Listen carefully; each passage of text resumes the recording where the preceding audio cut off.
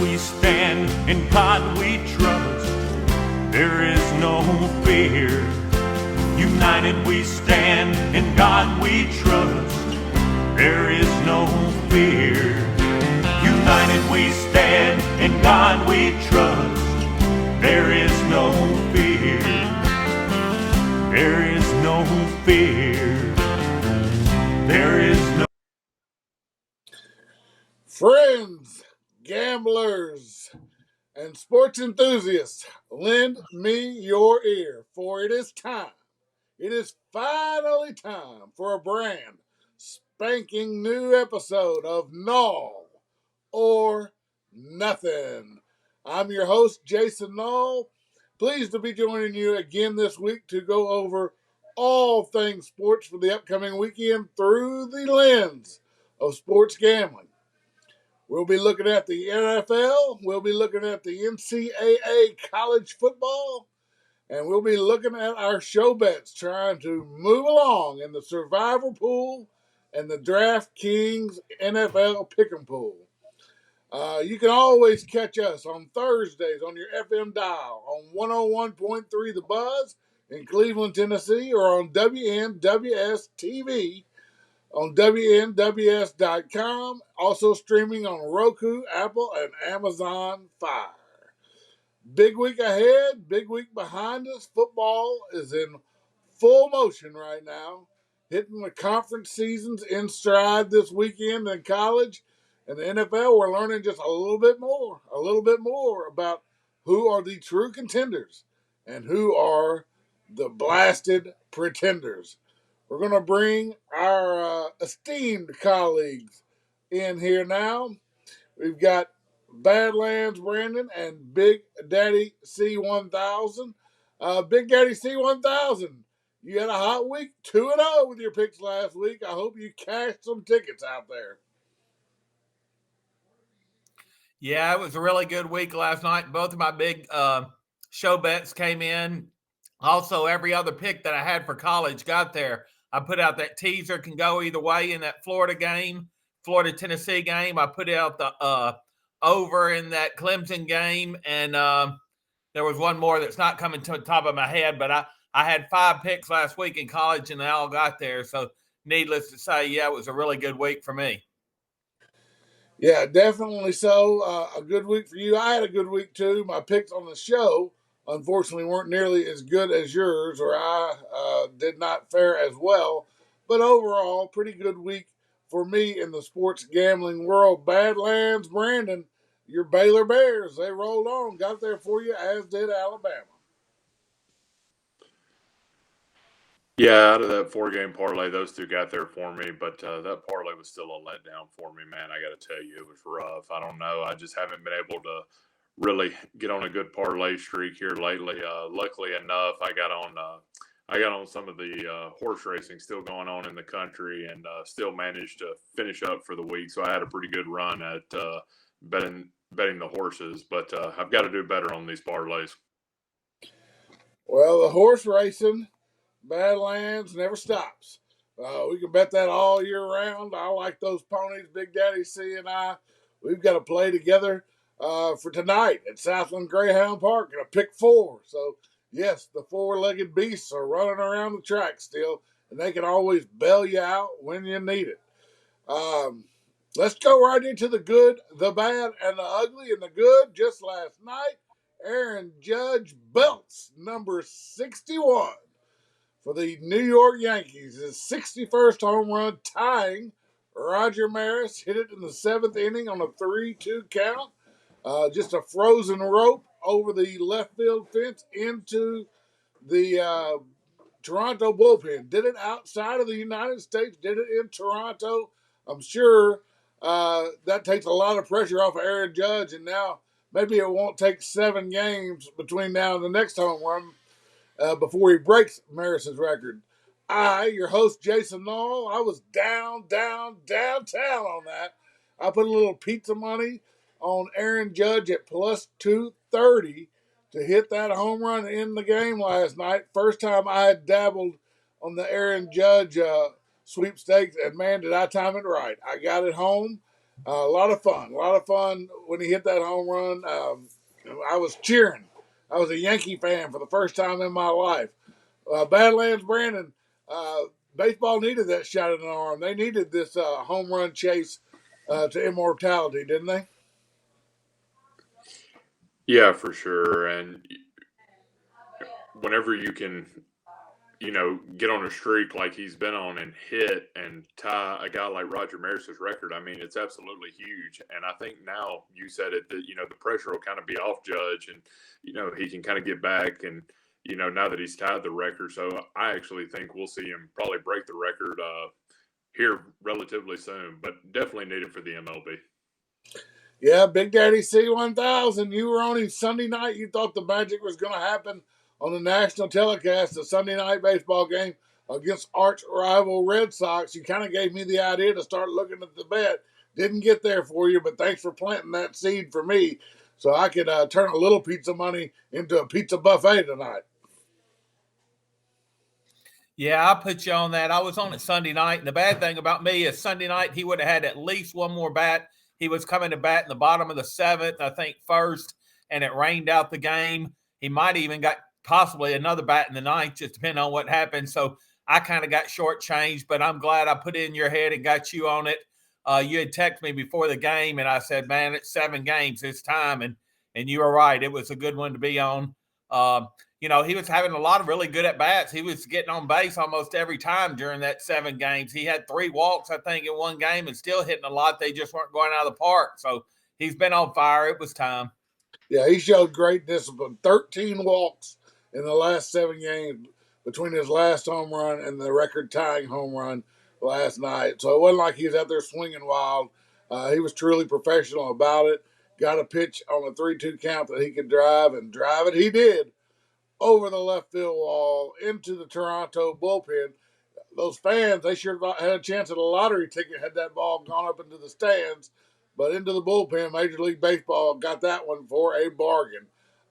Aaron Judge, the good, ties Roger Maris home run number 61.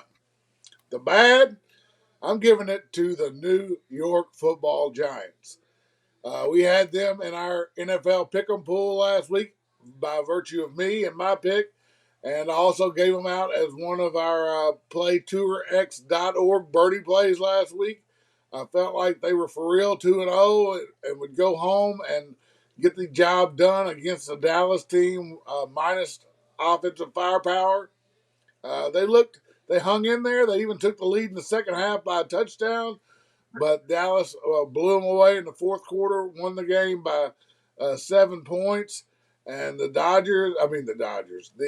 Giants, the New York Football Giants, to me, are nothing more than pretenders. Danny Dimes under the big lights on Monday night looked more like Danny Nichols, maybe even Danny Pennies. I think the Danny Dimes deal ends in New York after this year. I do not believe they will give him an extended long-term contract, and he will be on the market and be a backup quarterback somewhere in the NFL next year, unless somebody thinks Danny Nichols really is Danny Dimes and gives him a starting job. But I do not believe he'll be a New York Giant next year. And then to make matters worse, Sterling Shepard, the star wide receiver for the Giants and their lead offensive threat from a receiving standpoint, tore his ACL, likely out for the entire season late in the game against the Cowboys on Monday night. But we went 4-1 in our NFL Pick'em, getting us back in the game. But we were so close to 5-0 if it weren't for the bad and the phony pretender Giants. Big Daddy C, you really didn't like that pick anyway? Let me have it. What do you think about the Giants last week that I gave out as a play and also put into our season-long bets with Draftkings? Yeah, that was just one of your crummy picks last week in the NFL. We can go over that other one, that other birdie play you had trying to put out somebody against the Eagles. I can't think of who it was right now. The Commanders. Yeah, the Commanders. Come on, you're putting that as a play. What a joke that was. But, yeah, those are 2 awful picks you put out. Let's just hope you do a lot better this week. But the deal with the Giants and the Dallas Cowboys is we owe the Dallas Cowboys an apology. We said they weren't going to be any good, and I think it's the Dallas Cowboys maybe being good instead of so much as the Giants being bad. I mean, that defense has stepped up for the Cowboys, and it has kept them in the games. It's really won them the games, and that Rush Cooper, he's been enough. I mean, he's not Dak, but he has gotten the job done. So we owe the Cowboys an apology. I think we all thought they would pack it up, but they are proven to be a real contender. Well, Badlands, I cautioned early in our program about 3 weeks ago of not getting too excited about the results from weeks 1 and 2 and not getting too tied up in the recency bias of the early season. And I got caught up in my own bag of tricks there. I thought Dallas looked really poor against Tampa offensively and felt like you could fade them for the next month. And 2 weeks in a row, bam, bit me right in the buttocks. Is it time to stop the fade train on Dallas? Was I wrong about Dallas, Badlands, Brandon? Well, I mean, their record would sure say so, but looking at it, I mean, we all had the same thought when he came to Dallas. I mean, we really did. We thought with Dak being out, Elliott not really running the ball that great, and with all the other issues going on, we all thought it. Every one of us thought that we should fade them, that they were going to struggle, they were going to be down. But I'm going to give a lot of credit to, the Cowboys in general. I think Rush came in, and I think he's done a phenomenal job, and that defense has stood strong in every game. And, I think we need to get off the fade train. We've got to get off of it. You may be right. We'll see how I feel about it when we break down the NFL a couple of segments from now.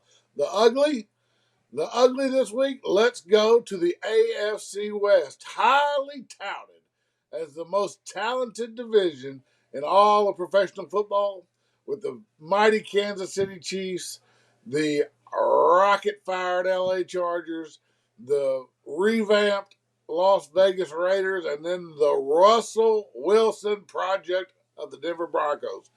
Everyone must fear the AFC West, the best division. Well, sometimes you don't live up to all the damn hype.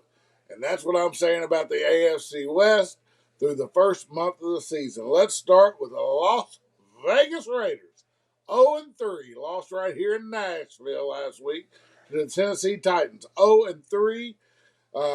Derek Carr, big contract, not big performances yet. Devontae Adams, big expectations coming over off of prolific seasons with Green Bay. Him and Carr have not meshed yet, even though they were college teammates back in the day. Hunter Renfrow, one of the most reliable receivers for Clemson. Seemed like he was in Clemson for 20 years, and now with the Raiders, he coughed up a ball that cost him a game in overtime. In the process, got concussed and is yet to be able to get back on the field. So the Raiders are 0-3. Then we look at the Chargers, 1-2. Opened with a win over those Raiders, and then lost a lot in Kansas City when Justin Herbert had rib damage and cartilage damage and really shouldn't even been in the game to finish the game. But they lost that game there, and then they come back home, and they get shellacked by the upstart Jacksonville Jaguars and Trevor Lawrence. Just got absolutely beat down last Sunday at home by the Jags. So a 1-2 start. Herbert, questionable. How effective he can be at all this year with the rib injury that he's trying to play through. So they're in trouble. The Broncos, 2-1. We'll give them 2-1. Their 2 wins came in close games against Houston and San Francisco, but they lost to open the season in Seattle. Russell Wilson's homecoming to Seattle. Maybe the pressure was too much. Maybe it was Seattle Super Bowl, but they lost that game, and the offense has just not looked good under Russell Wilson. And the Chiefs best by far thus far out of the conference, 2-1, but they lost last week to the lowly Indianapolis Colts, who had just got rolled up the week before in Jacksonville and could only manage a tie in Houston. So the big, bad AFC West, they are the ugly for the first month of the professional football season. Big Daddy C, too harsh, or is the West failing to live up to those lofty expectations?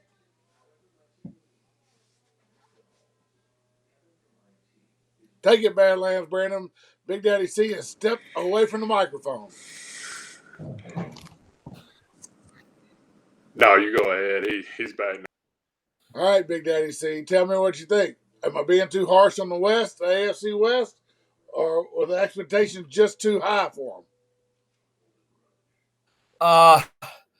Well, probably a little both. The expectations were probably high that they were all going to be, the top-notch teams, and it hasn't started off that way. You give them time. I think they're going to be better. They're just kind of all off to a bad start. Do you think, Badlands, Brandon, that this offense is going to gel in Denver, especially where Russell Wilson has refused to run the ball except for one drive where they put it together and got points on the board and won the game against San Francisco last week? He's trying to be a pocket passer, but his success has come through his mobility. Do you think this Denver offense is going to get on track this year, or are they going to be a defensive-driven team even with Russell Wilson behind center? Yeah, I mean, to me, they're still going to be a defensive team, but I mean, the Broncos have got to look at what's going on. We know that Wilson runs the ball very well, and he's a good mobile quarterback.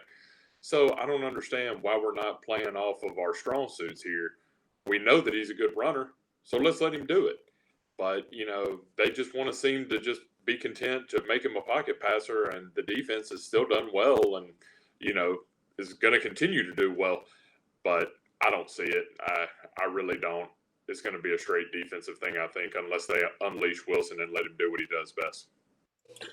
All right, the good, the bad, and the ugly. Since we last met, the good, Aaron Judge. The bad, the New York Giants and the phony pretenders they are. And the ugly, the AFC West. Don't go anywhere. We're going to grab a break, and then Nall or Nuthin. We'll be right back.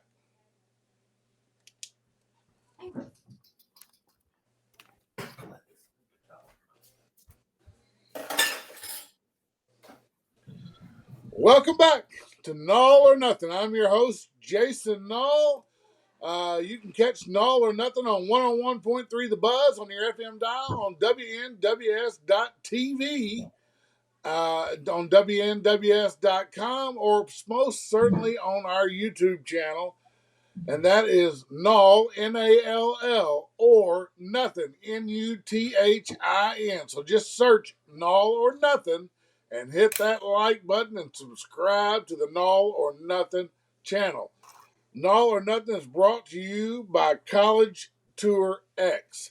College Tour X is the premier amateur golf tour in the Southeast, featuring players from all divisions and all collegiate programs around the country.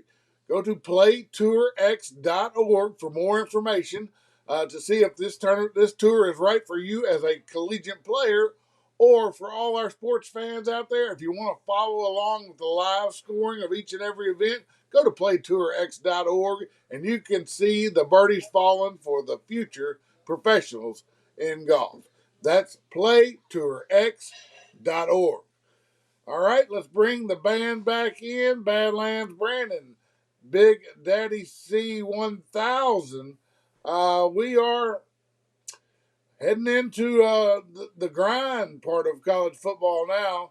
The conference season, the conference schedule is in earnest opponents. We're seeing all the matchups this weekend. Through the non-conference Badlands, talk to me about what stood out the most for you. What team maybe is hot going into conference play, and who do you really think got some good stuff done during the non-conference play? Well, one team that really sticks out to me is Ole Miss.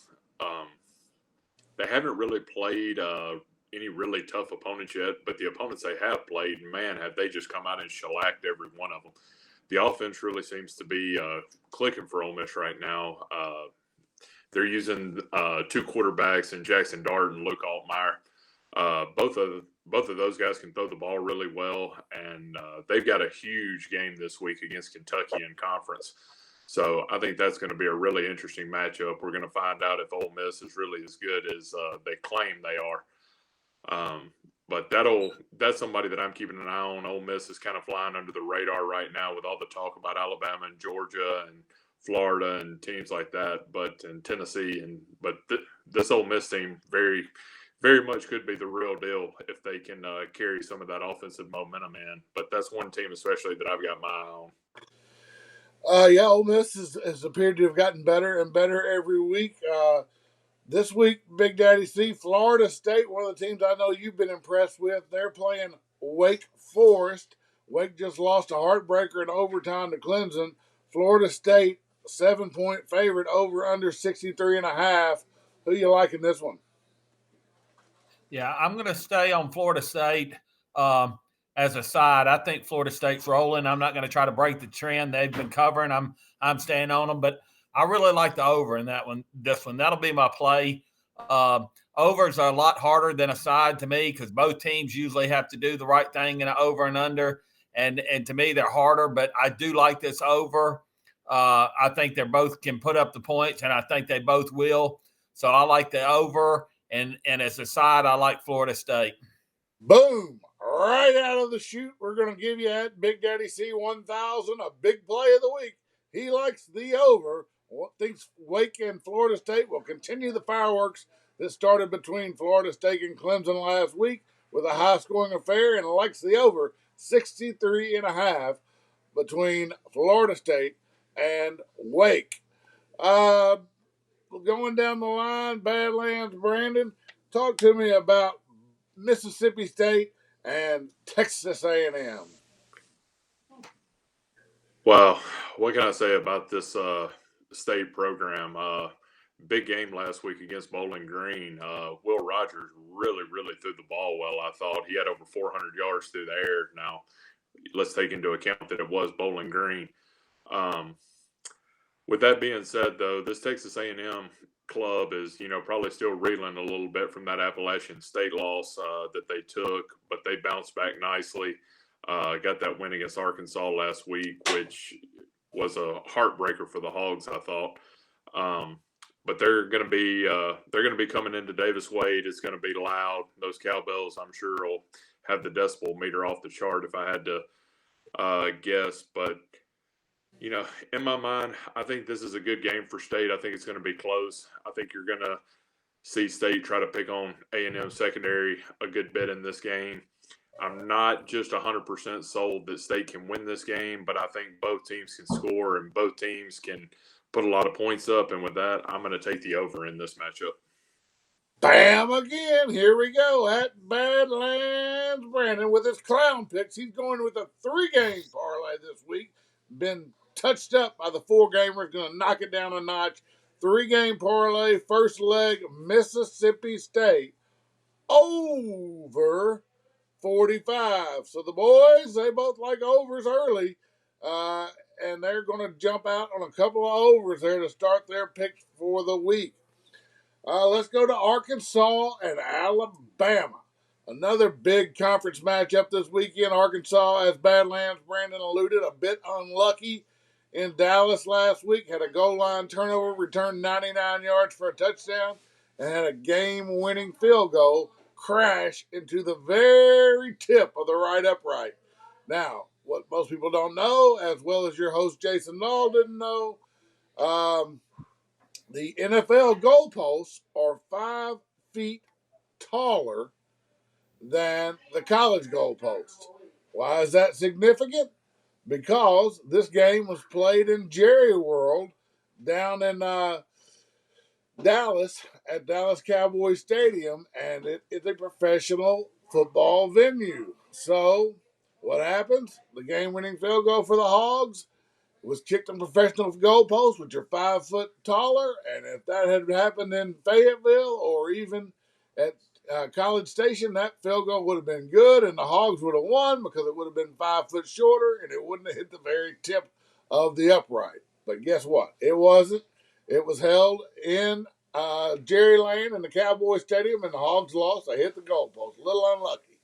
But all the luck in the world wouldn't matter this week for the Hogs. No sirree, Bob. Alabama, I think, is going to skull drag Arkansas all across their home field. I don't think the Hogs can score on Alabama, not more than 10 points. And I know Arkansas can't stop Alabama from scoring.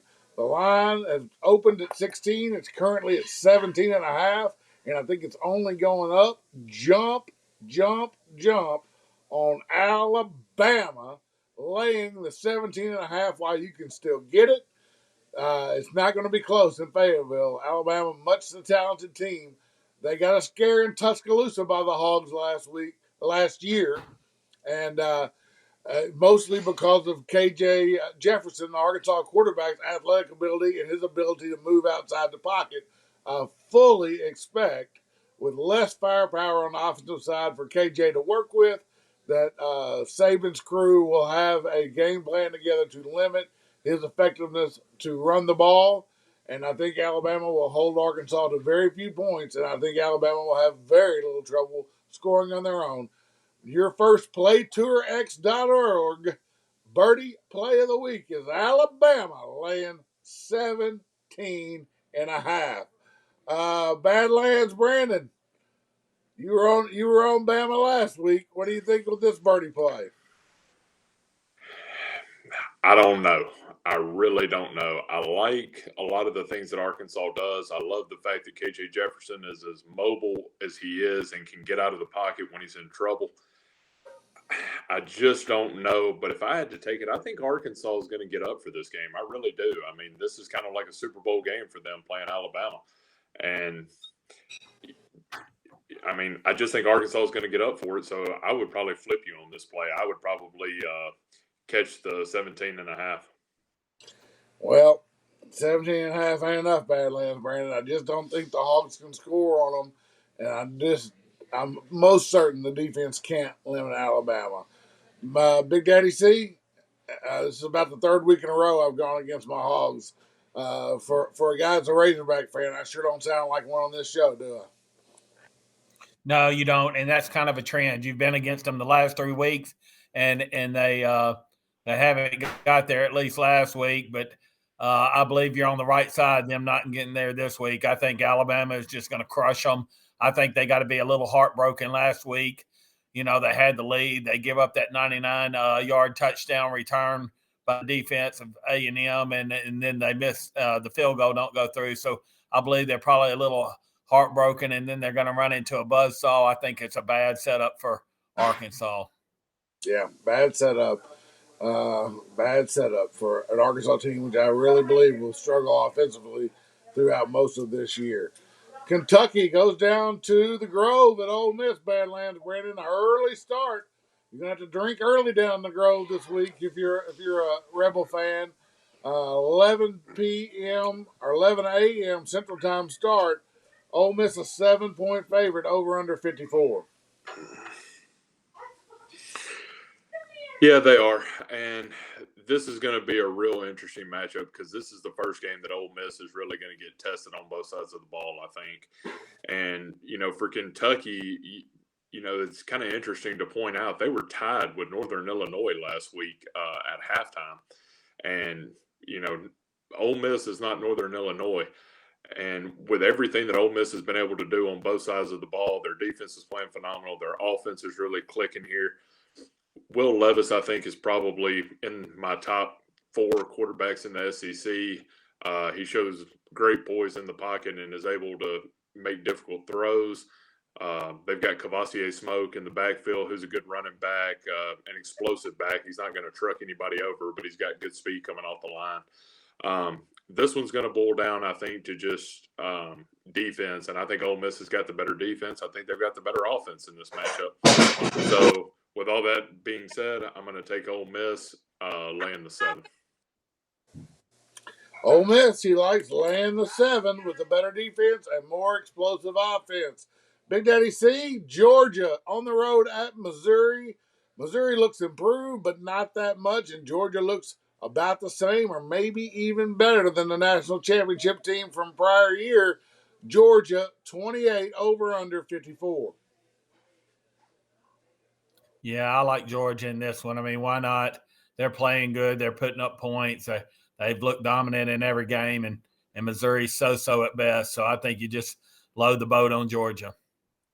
I agree. It's Georgia or nothing on this one. 28's a lot of points, but how is Missouri going to score on Georgia?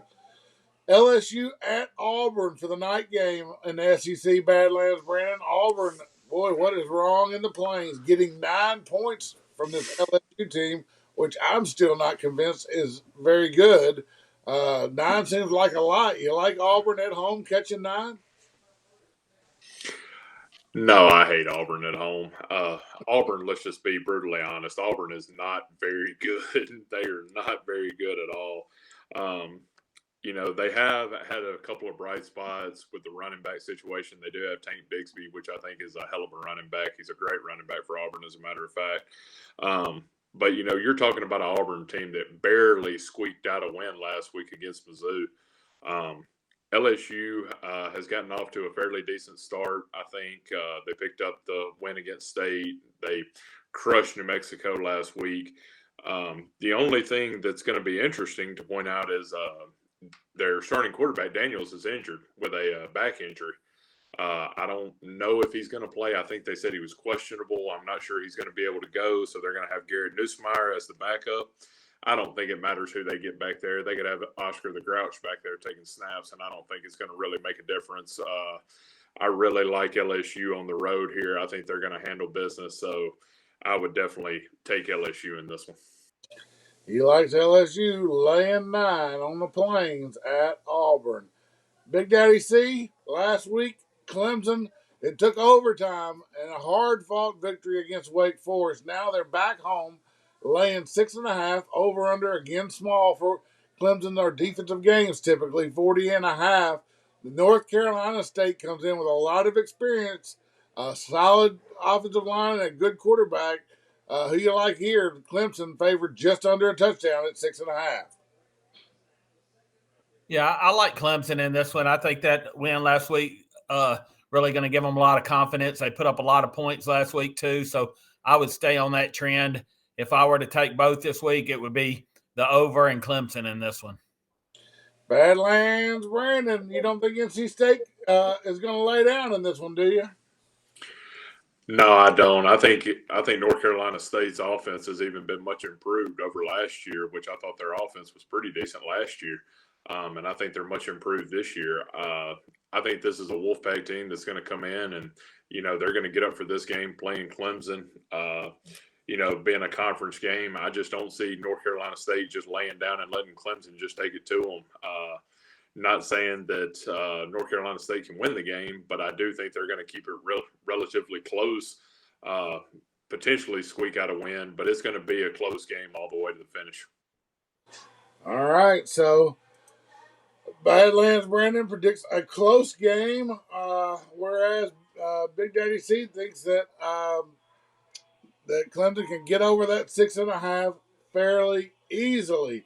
Virginia goes over to face the Dukies. Duke off to a hot start this season. Cracked us in our stack 'em bet earlier in the year and killed that against Northwestern. Went to the other hottest team that was supposed to be bad in college football and lost in Kansas last week. Now they're back home at 3-1 and they face the Virginia Cavaliers. Virginia lost close game to Syracuse last Friday night. Syracuse has played well this year. They won a close game against Old Dominion, and they got blown out by Illinois. They're 2-1. I like them. Give me Virginia. The little run for Duke is over.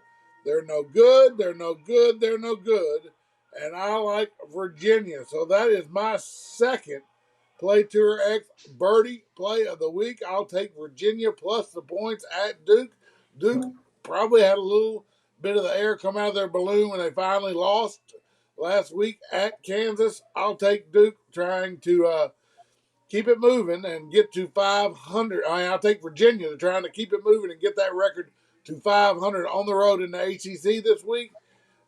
Give me the points. Give me Virginia. All right. We are going to grab another quick break, and we will be back to continue the rest of the college football card. You are watching or listening to Nall or Nothing.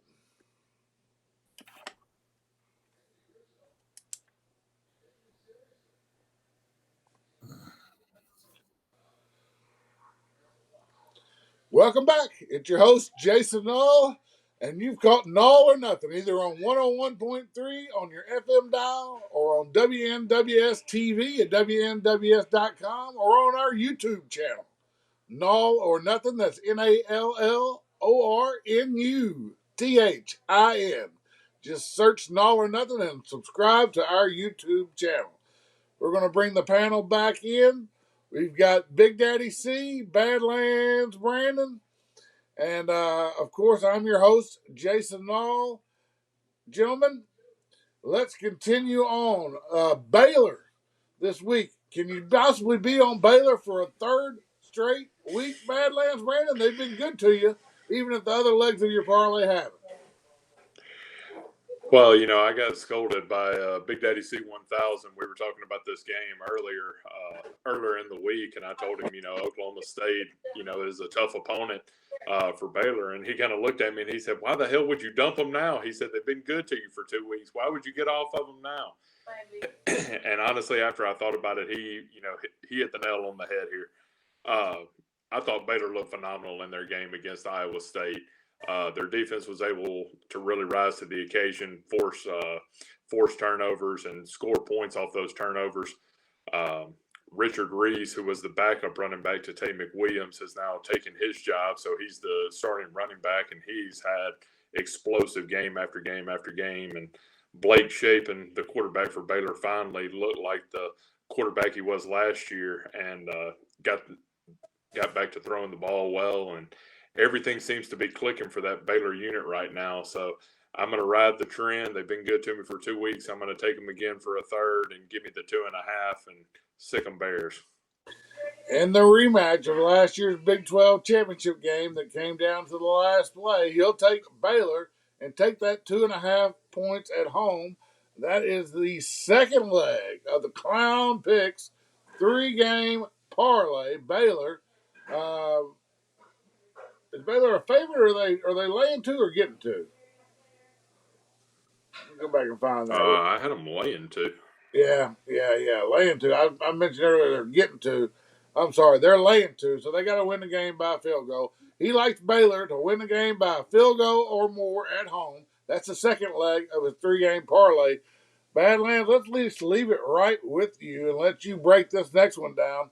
This is Purdue on the road at the Fighting Flex at Minnesota.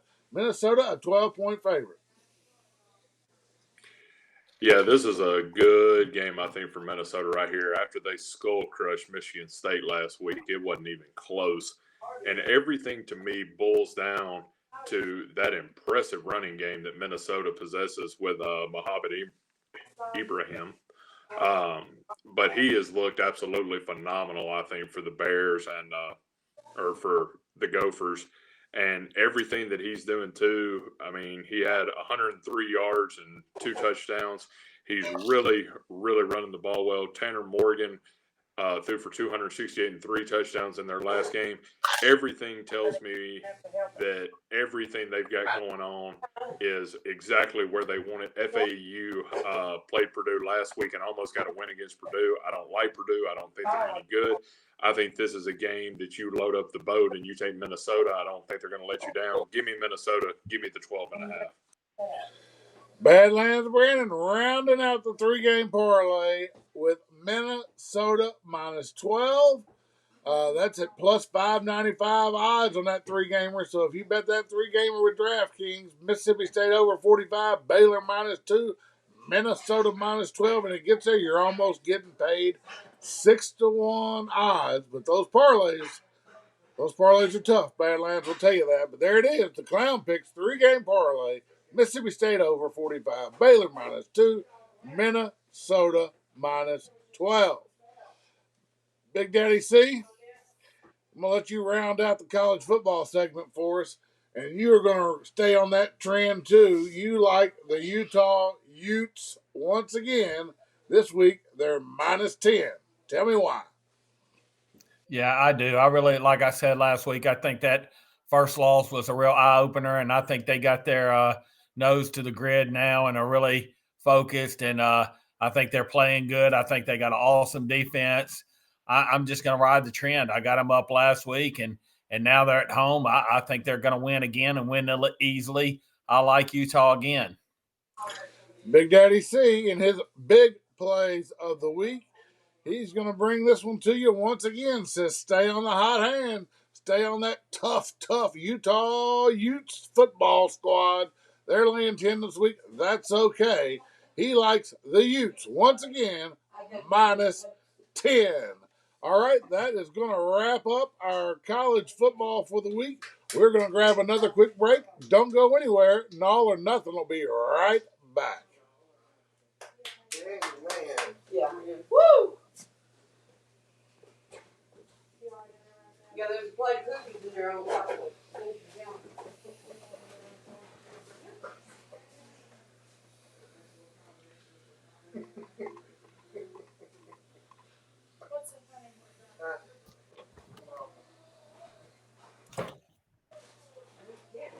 Welcome back. It's Nall or Nuthin. I'm your host, Jason Nall. Glad to be with you again, joined by our guest handicapper extraordinaires at Big Daddy C1000. That's his Twitter handle. And at Badlands Brandon. Be sure to follow at Big Daddy C1000 and at Badlands Brandon on Twitter as the picks come out fast and furious almost every day of the week, not just on Thursdays and not just for weekend plays. If you want to catch all our plays, follow our Twitter handles at Big Daddy C1000 and at Badlands Brandon. All right, let's jump to the National Football League. Thursday night, big game, Miami coming off that huge win down in the heat.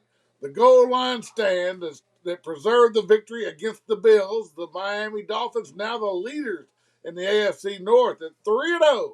They go on the road to face the Cincinnati Bengals, who finally had a get-right game against the Jets last week. They're 1-2 early in this season, a chance to get to 500 at home. The Bengals laying 4 over under 47. Big Daddy C. Thursday night football tonight. Who you like? Yeah, wow, aren't those Dolphins? They've been impressive so far this year. That Tyreek Hill has really made a difference for them. But I really like the over in this one. Miami's proven they're putting up the points every week. Cincinnati has not put up as many, but it's going to be their turn soon. They're going to get it together. They're going to be back to last year's form, and they're going to put them up. And I think this is the week's the time. I like the over in this one. I think they're both going to put them up, and I like the over. Big Daddy C, his big plays of the week, his first one in NFL. Let's take the Dolphins over 47. I kind of tend to agree with that. The Dolphins' D was on the field an awful lot in that 100-degree temperature down in Miami last week. Here's the craziest stat of that Miami win over Buffalo.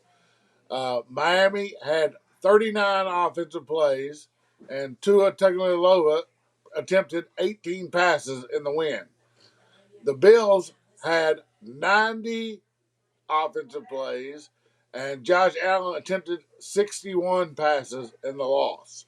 Craziest thing you'll see all year on the stat line for a game with a team with half the plays, less than half the plays, and a third of the pass attempts, less than a third of the pass attempts, wins the game. But that's what happened down in Miami.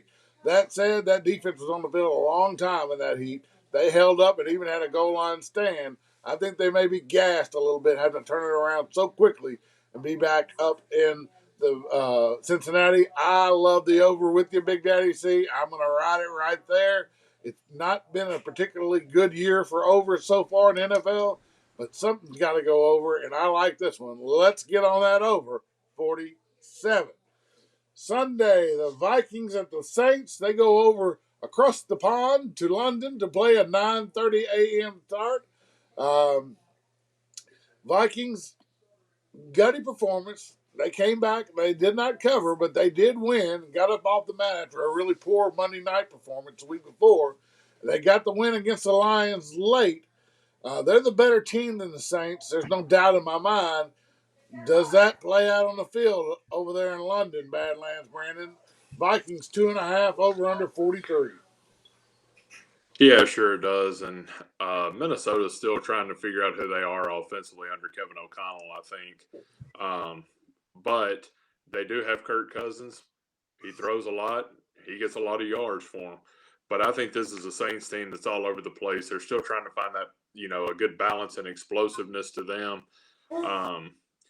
And they're hurting at some other offensive positions too. And Jameis Winston's doing what he can do. But I don't think it's going to be enough. I think the Vikings win, and I think the Vikings cover. He likes the Vikings laying just a field goal over in London. The Bills at the Ravens. The Bills, can they bounce back, Big Daddy? Or our Ravens, who got home for us last week, alive again? Bills are laying 3 over under 51. Yeah, I don't know. This ought to be a good matchup, and I hate to say it, but I like the over again. And there's just some of those weeks where the over just is more than 50%, and I think that's going to be one of those weeks. I think there's going to be a lot of overs this week. If I were to play, I would just play a lot of the overs. The Bills are losing, I think, 6 guys out of their starting offensive or defensive lineup, so they're hurting a little there, and Baltimore can put up the points, so I'm thinking it's an over weekend, and this is another one of my top overs, so I like the over again. Over 51 he likes with Lamar Jackson and Josh Allen. And you are right, it's a complete mash unit in the secondary for the Bills right now. I think this is the game the Bills really need to win if they're going to be that new Bills team that is the favorite to win the Super Bowl, not that same old Bills team that finds a way to lose in the playoffs. They need to prove it early and show some dominance in the AFC. Good game here. I'll go with you on that. I'll take the over 51 because it's a big play from Big Daddy C, and he is hot, hot, hot. All right, moving down the line, the Jacksonville Jaguars, who, speaking of hot, hot, hot, big win on the road at L.A. last week. Just shut the Chargers down. Looked like the cream of the crop in the AFC did the Jaguars last week. Now they face the Eagles, who are equally as hot, if not hotter. Came off Monday Night Football, no problem. No Monday Night Football hangover. They put it to the Commanders in Washington. Eagles 6.5, over under 46.5. Can the Jags sustain this run, Badlands, Brandon? Or is this just time to get on that midnight green of the Eagles once again? Yeah, I think you just got to get on with the Eagles here. I think the Eagles have way too much firepower. They're too explosive on offense. I think they're going to give that defense from Jacksonville, I think they're going to give them fits all game. Now, to the offensive side of Jacksonville with Lawrence, Kirk, and James Robinson and some of those guys, it's going to be a good game, but I think the Eagles are just too much here. They're too explosive, and they've got too many things going against them here. So I like the Eagles in this one, and I like them to cover. Badlands Brandon says, stay on the Eagles. They'll cover that touchdown spread. The Commanders at the Cowboys. Commanders let me down last week. The Cowboys, once again, outperformed expectations last week with a win on Monday Night Football. Now the Cowboys find themselves as a 3-point favorite at home over under 41.5. It's do or die for the Commanders. Dallas has got to feel like they're playing on house money, getting 2 wins in a row with Dak out. They're going to go ahead and not push it, not bring back Dak early. I think everybody kind of relaxes a little bit this week for Dallas, and it's time. It is time to chase. We are going to chase these Commanders. Lost on them last week. Double up, catch up, take the 3 points, take the Commanders, and if you're feeling froggy, take them on the money line because this Dallas team ain't for real. I said it before. I stand by it. I don't believe in the Cowboys. Give me the Commanders. Give me the field goal in the heated rivalry that was always the Redskins and the Cowboys. Let's see if the Commanders and the Cowboys can be as big a rivalry as it used to be. I'll take the points. I'll take the Commanders. What do you think, Big Daddy C? You like my plan? You like my thinking on this one? No, this is definitely a double bogey play you're giving out to the public. You ought to be ashamed of yourself last week after that Commanders pick, and then you got the guts to try to take them again. I mean, just silly. Don't do it. Take them. I'm going to double up and catch up on them, Big Daddy. See, there's no way these Cowboys win 3 in a row without Dak. And there's no way these Commanders can play as bad as they played in the first half last week against the Eagles. Well, you tune in at about 3 o'clock, 3:30 on Sunday. I think it's an afternoon game, and you watch. They're going to lose again. Dallas is playing good. I personally can't play the game because Dallas has burnt me twice. They burnt me last week, and they burnt me the week before versus Cincinnati. I can't take it, but I like Dallas here. I like them a lot. I'm not putting them out as a play because they have burnt me, but Dallas is going to beat them. Dallas is at home. Dallas is in it to win it. Dallas is the team. Get off that double bogey pick Jason's putting out. Throw it away. The Commanders are no good. The Commanders plus the 3 is my pick, and Big Daddy C says take the Cowboys. Tennessee Titans at Indianapolis Colts. The Colts got right last week with a big win at home over the Kansas City Chiefs. The Titans, they got right a little bit too. They got a win at home against a conference opponent in the Las Vegas Raiders. This should be a tight game, and the spread indicates as such. Indianapolis 3, over under 42.5. Any opinion on this one, Badlands, Brandon? No, not too much of an opinion in this game. This probably won't be one that I'll even tune in and watch. But if I was just going to put my feet to the fire and really jump in on it, I think I would probably take Indianapolis in this one. Indianapolis, what about your home state team, Big Daddy C? Can the Titans take control of the division with a win in Indianapolis? This one will have a lot of weight as the season carries on, this matchup here. Well, I agree with Badlands. This is probably not a good one to play because you really don't know about either one of these teams. They both got to win, and this is really an important game to both of them. So I'm really not sure about either one of them. So I don't think it's really going to be a good game to play. But as far as to watch, I think it's going to be a really good game to watch. I think it'll be close, and I think they're both going to be playing hard. So I definitely will be watching, but will not be playing this one. There you go. Good game to watch. It could go either way. It will have big implications as the season moves on. All right, so now we're going to get down to my PlayTourX.org birdie plays of the week in the NFL. I'm going to give you both of them at the same time because I'm going to parlay them. We'll start with the New York Jets at the Pittsburgh Steelers. Steelers are laying 3 over under 41.5. It's juiced to the -3, which means that the Steelers are maybe going to 3.5 pretty soon. There's a little more heat on the Steelers than there are the Jets. So here's the way I look at this game. They're -170 at this moment on the money line, the Steelers are. I think it's a must-win for the Steelers. I think it's a must-win for Mitchell Trubisky. And the Jets are not going to start Flacco this week. They're going to bring back in their original starting quarterback, who is coming off injury and who I think is worse than Flacco.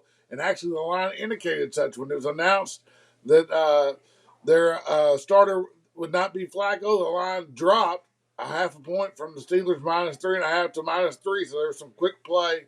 On the Steelers -2.5 and went up to -3. There was some quick play on the Steelers when they learned it would not be Flacco in there.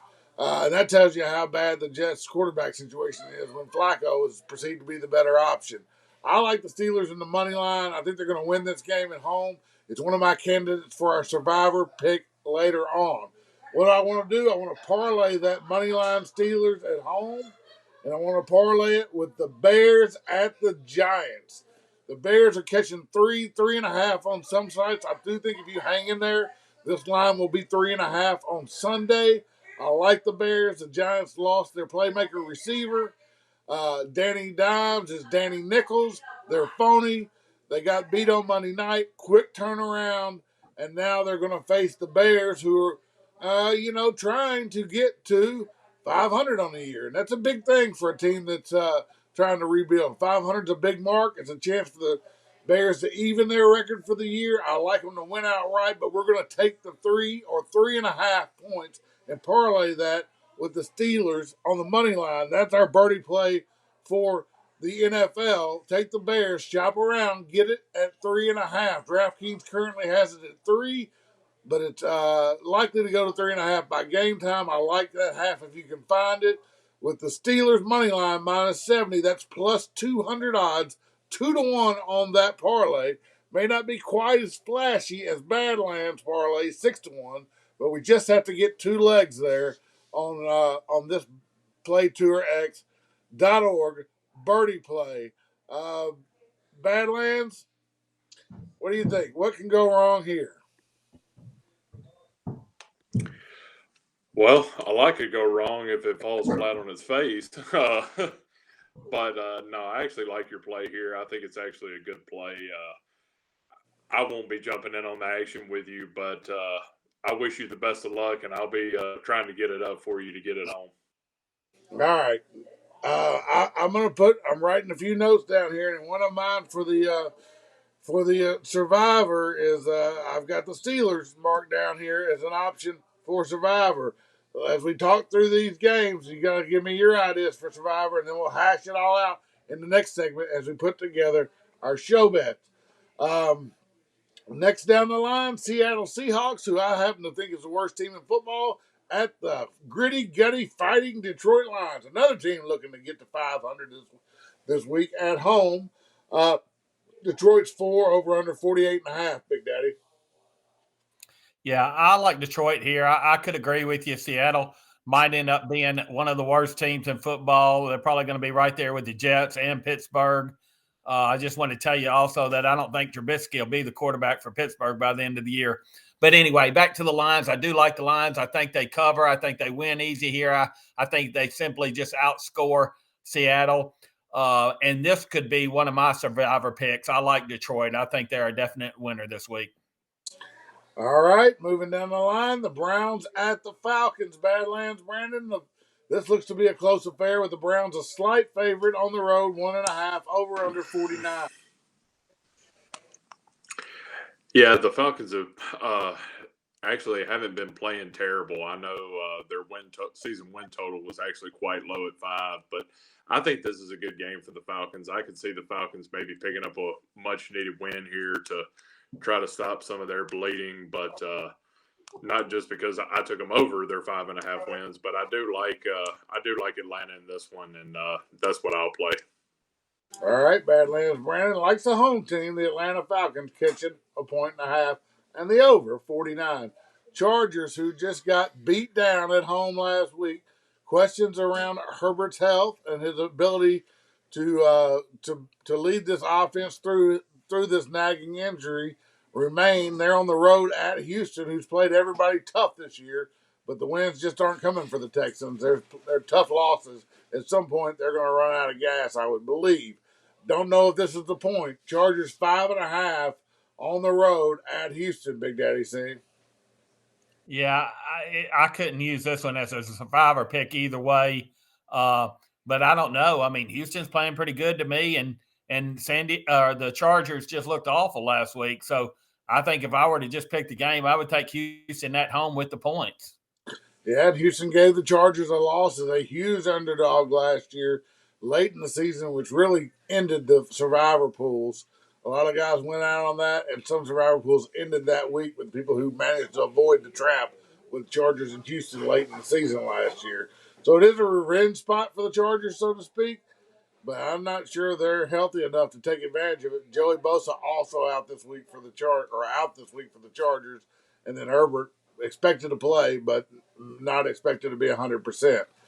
The Cardinals at the Panthers. Panthers, big win for me last week. Big win against the Saints. I had them up and down on my sports betting card on Sunday, and they got there for me. They went out to the desert, if you remember last year, and shocked Arizona. Your host, Jason Nall, gave that pick out. It was one of my shining picks in the NFL last year. They won outright as an 11-point dog in Arizona. Does Arizona come back to the East Coast and return the favor to the Panthers this Sunday, Badlands, Brandon? Yeah, sure. Why not? I think they do. I think Kyler Murray's been good all year for Arizona, and I don't see any reason why he'll slow down any. I think with Carolina, they just haven't been playing up to their potential, I think, yet so far this year. But I do like Arizona in this matchup, and Arizona's who I'm going to ride with in this.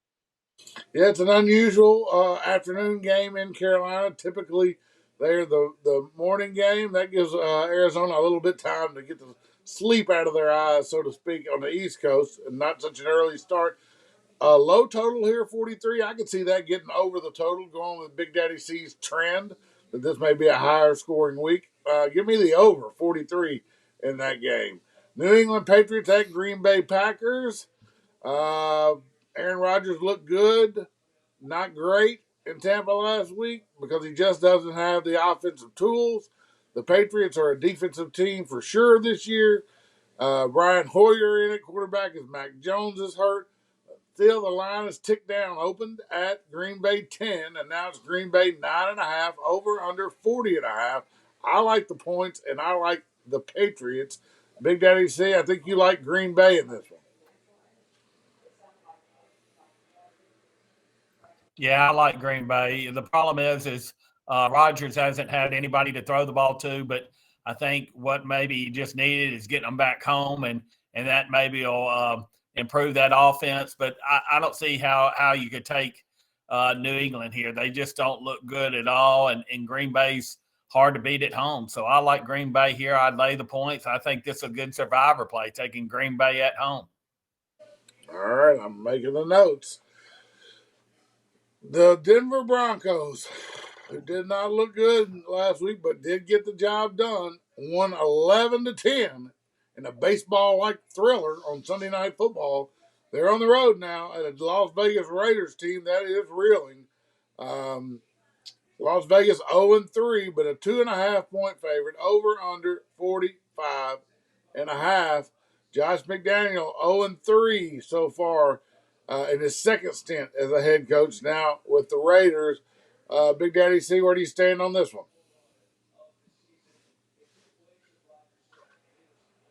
Yeah, I just don't think the Raiders go 4-0. That'll be how I play this game. I think the Raiders get the win at home. I don't think Denver's very good.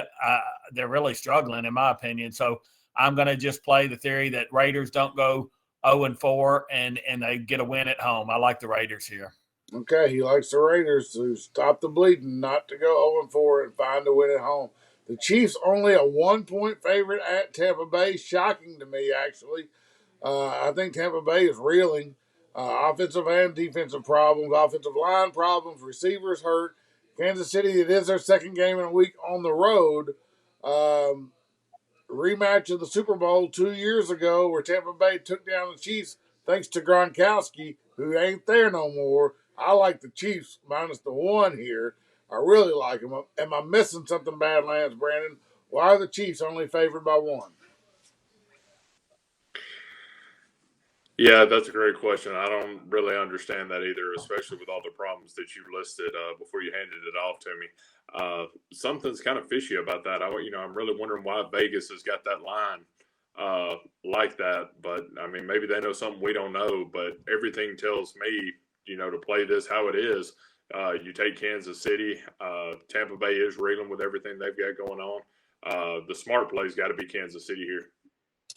It's a Sunday night game. It's in Tampa Bay. We know a hurricane is pounding on Tampa right now. If there is damage, it should be announced in the next few hours that this game is going to be moved to possibly Minnesota, which would be in a kind of an unusual neutral site. But there is a good chance that this game actually gets played in Minnesota Sunday night. I'll take the Chiefs, whether it's in Minnesota, Arrowhead, or in the Pirate Fest down there in Tampa Bay. I think the Chiefs are the better team, certainly at this point in the season. Give me the Chiefs. Final game, Monday Night Football, the Los Angeles Rams on the road, second week in a row against a divisional opponent. They can really sew up a good spot, not sew it up, but they can establish a great spot in the division with a win at the 49ers. However, 49ers are favored 1.5 on Monday night, over under 42. Big Daddy C, Rams or Niners? Yeah, I think this could be either way. I think it's pretty much a coin flip, but I would probably lean towards the Rams. He leans toward the Rams. Maybe so. I like the under 42 here. Probably won't bet it because I think the overs are due, like you said, to come back, roar back possibly this week. But I do think that'll be a defensive game. Garoppolo under center for the 49ers. and the Rams offense has really not been as explosive early in the season as it was at times last year. Yeah, tough game, good one to watch. I would lean under 42. You lean Rams plus the 1.5. All right, that's going to wrap up the NFL conversation for the week. When we come back from our final break, we will have our show bets. We will go over our show bets. So don't you go anywhere. We're about to put our money where our mouths are.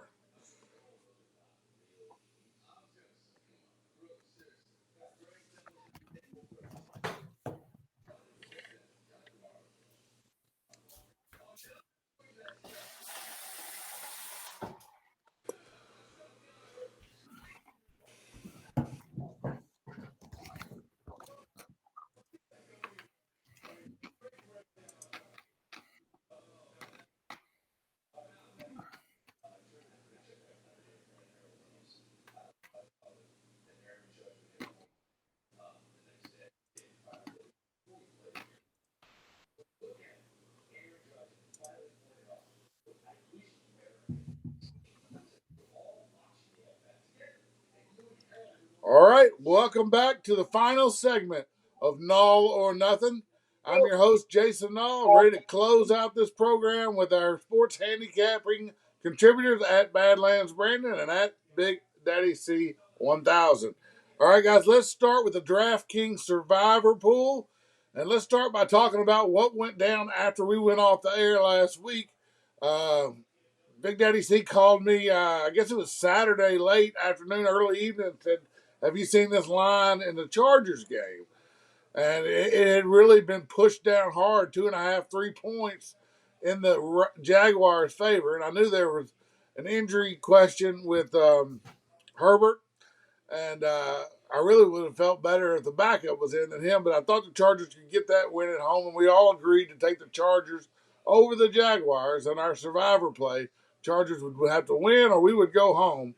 And sometime between our show and when we had to finalize the play, that line went down and I got spooked. And we ended up switching off to the Cincinnati Bengals against the Jets. And boy, what a switch that was, Big Daddy C. Yeah, if we were to win this thing, we could go back to that week and look because we really should have been out. I mean, had you not have been drunk calling me and me and you going over that, we would have never probably changed. But I'm glad we got that one changed because I mean we were done. I mean the Chargers were never in it. That was one we couldn't ever even watch. So if we have any chance of winning at the end, that's the reason. It was a hell of a drunk audible from Nashville by me. Yes, I agree. I was on the golf course Sunday morning playing the final round of my boys' weekend golf at the Hermitage in Nashville. I get a text from Badlands going, why did we change off the Chargers? And I said, I don't know. The line scared me. Who did he end up taking? I couldn't even remember who we talked about taking.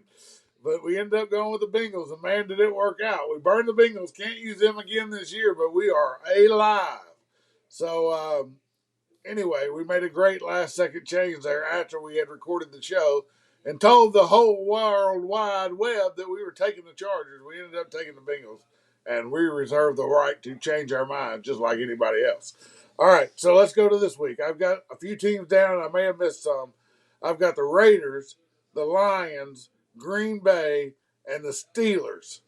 Is there anybody that else we need to consider that I didn't mention there, guys? Well, you got the two I like in there for sure, so I'm good with those two that I like. I don't know. I might actually go out on a limb here and throw the Cowboys in there. The Cowgirls. There is no way we're taking the Cowboys. Not after last week. No, never, no. Yeah, we're in the trap on the Cowboys. They beat us twice, and then we're going to try to get on them. No, there's no way I ride that trap. I'd take the Commanders. Well, you were the one that said, no, hold on now. He was the one that said not 20 minutes ago that if it was up to him, he said that the Commanders were crap, the Cowboys were playing good. You play the Cowboys win the game. You even said it that there was no way they'd lose to Washington.